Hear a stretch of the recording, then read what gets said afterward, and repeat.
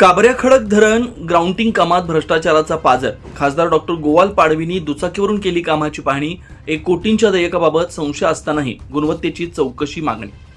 साक्री तालुक्यातील काबऱ्या खडक लघु प्रकल्पाच्या ग्राउंटिंग कामात बनावट सह्या करून देयक लाटल्याचा खळबळजनक प्रकार समोर आलाय.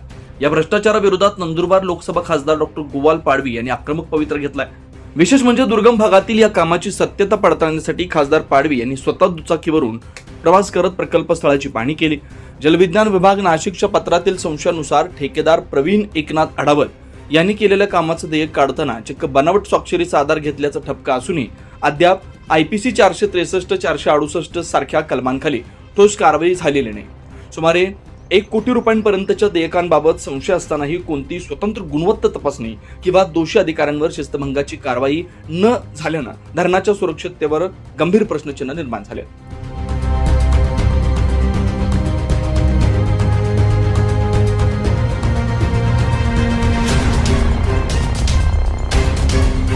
या प्रकरणी तातडीनं फौजदारी गुन्हा दाखल करून निष्पक्ष चौकशी करण्याची मागणी खासदार डॉक्टर गोवाल पाडवी यांच्यासह काँग्रेस तालुका अध्यक्ष भानुदास गांगुर्डे, मधुकर बागुल, विश्वास बागुल, सुनील पहिरम, टेटया कोकणी, गणेश गावित, संदीप भोये व परिसरातील नागरिकांनी केले.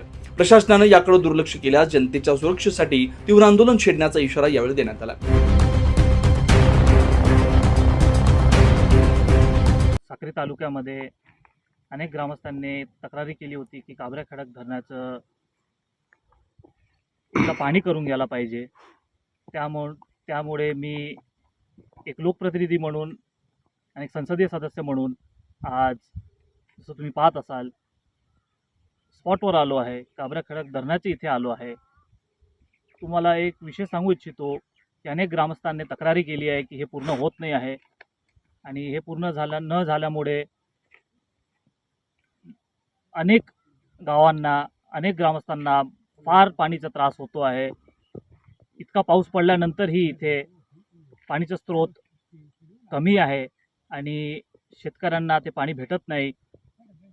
त्या संबंधित विषय मी दिशा समितीमध्ये आणि DPCमध्ये, जिल्हा नियोजन समितीमध्ये काढलं होतं. पहिल्याच मीटिंगमध्ये काढलं होतं. त्यावेळेसही मला समाधानकारक उत्तर भेटलं नाही. त्यानंतर दुसऱ्यांदा मी दिशा समितीमध्ये परत एकदा बैठक घेतली. त्यामध्ये विषय काढला की ह्याची वस्तुस्थिती काय, मला खरं सांगा, काय स्टेटस आहे, मला त्याबद्दल सांगा. एक वेळेस तर अधिकारी आले नव्हते, त्यांनी नोटीस इश्यू केली. मग ते आले. त्यानंतर त्यांनी असं कारण दिलं की मागचे जे अधिकारी होते त्यांनी काहीतरी गडबड केली आहे.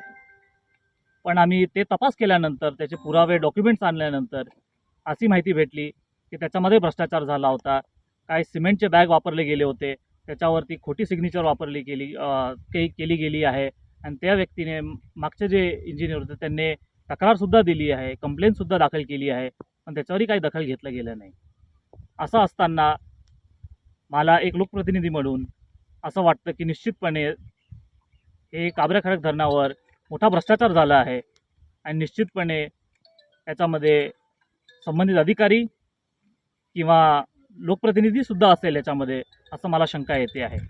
तर निश्चितपणे मी तर याच्यावर स्वतः कारवाई करणार आहे आणि ग्रामस्थांबरोबर इथे धरणाच्या स्पॉटवर आम्ही इथे आंदोलन करू आणि महाराष्ट्र सरकार आणि अधिकाऱ्यांविरुद्ध अगर कारवाई झाली नाही, ज्याने पण पैसे खाल्ले असेल, ज्याने भ्रष्टाचार केला असेल, त्याला शिक्षा बसली नाही, तोपर्यंत आम्ही आंदोलन सोडणार नाही आणि येत्या भविष्यात आम्ही एक तारीख ठरवणार आहोत आणि निश्चितपणे जवळपासचे गाव आहेत म्हणजे सर्व ग्रामस्थ येतील आणि इथे आंदोलन करू आणि आमची मागणी आहे ते आपल्यासारखे मीडियासमोर आणि आम्ही उपस्थित करू. महाराष्ट्रभरचे मीडिया येईल असं आम्ही आशा करतो आणि निश्चितपणे महाराष्ट्र सरकार याच्यामध्ये दखल घेईल.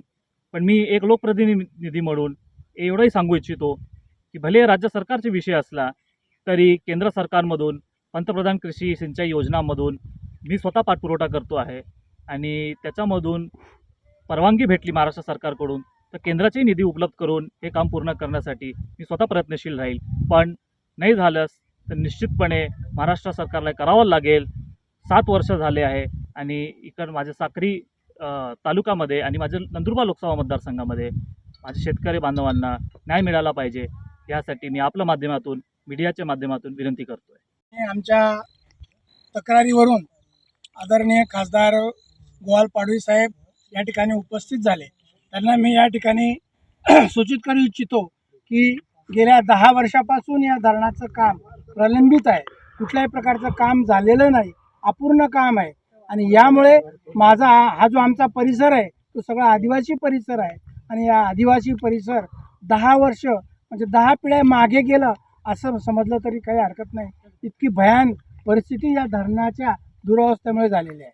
जर हे धरण आधीच दुरुस्त झालं असतं तर आज माझा हा जो पूर्ण परिसर तो सुजलाम सुफलाम झाला असता. परंतु दुर्दैव असं की प्रशासनाला याची काही एक पडलेली नाही, ना सरकारला पडलेली आहे, ना प्रशासनाला पडलेली आहे, ना कोणाला पडलेली आहे. आम्ही जावं तर कोणाकडे जावंच आहे हा प्रश्न या ठिकाणी निर्माण झाला. आम्ही अधिकारी दरबारी, सरकार दरबारी अनेक चक्रा मारल्या, परंतु कुठल्याही प्रकारचं काम झालेलं नाही. आमचा परिसर असा आहे साहेब, आमच्या ज्या जमिनी आहेत त्या जमिनीमध्ये 10 फूटवरतीच खडक आहे आणि त्याच्यामुळे आम्हाला जो परकुशलांचा लाभ व्हायला पाहिजे तो मिळत नाही. आमच्याकडे पाऊस भरपूर पडतो, पाणी इतका पडतो की म्हणजे 100%च्या वर पावसाळा होतो, पण ते पाणी जिरवायला एकमेव आधार म्हणून हे काबऱ्या खडक धरण आहे. बाकीचा कुठलाही सोर्स आम्हाला नाही. आणि याच्यावर आमचं सगळं जनजीवन जे आहे ते अवलंबून आहे. मग ते पिण्याच्या पाण्याचा प्रश्न असो, गुरांच्या पाण्याचा प्रश्न असो, शेतीचा प्रश्न असो, या सगळ्या गोष्टी या धरणाशी निगडीत आहेत साहेब. हे धरण जर अजून 2 वर्ष झालं नाही तर आमच्या भागामध्ये हाहाकार होईल. आम्हाला पाण्यासाठी, गुरांना पाण्यासाठी वन फिरावं लागेल अशी परिस्थिती आहे. म्हणून आमची सगळ्यांची आपल्याला हात जोडून विनंती आहे की या विषयावर आपण स्वतः काही लक्ष घाला आणि आम्हाला न्याय मिळवून द्या ही विनंती करतो साहेब. काँग्रेसचे ज्येष्ठ नेते माणिकराव दादासाहेब आणि सृष्टी नाईक साहेबांचा हा जुना मतदारसंघ होता. त्यांच्या पुण्याईने 2002ला या ठिकाणी 100 MCFT धरण बांधलं गेलं होतं. परंतु दुर्दैव असं आहे की धरण बांधलं गेलं पण पाटचारीच हस्तांतरित केलं नाही. हे महाराष्ट्रातलं एकमेव उदाहरण आहे.